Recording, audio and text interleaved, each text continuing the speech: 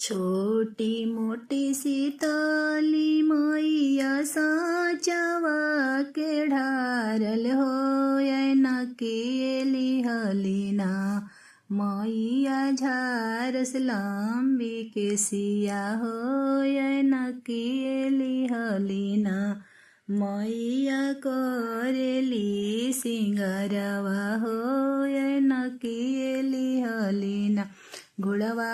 चढ़ल अइले भैरवनाथ भैयावा हो कहाँ रे चललु ना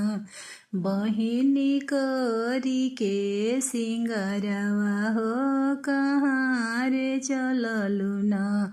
बहिनी झारी लंबी के सिया हो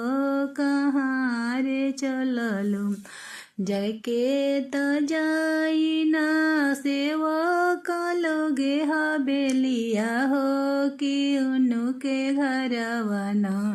हमार देव घर तैयरिया हो कि उनके घरवाना हमार चुंदरी तैयरिया हो कि उनके घरवाना जाके त जाइना बालक लोगे दुवरिया हो कि उनके घरवाना हमार भोजन तैयरिया हो कि उनके घरवाना हमार घिउवा तैयरिया हो कि उनके घरवाना हमार सिंदूरा तैयरिया हो कि उनके घरवाना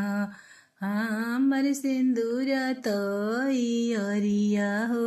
कि उनके घरवाना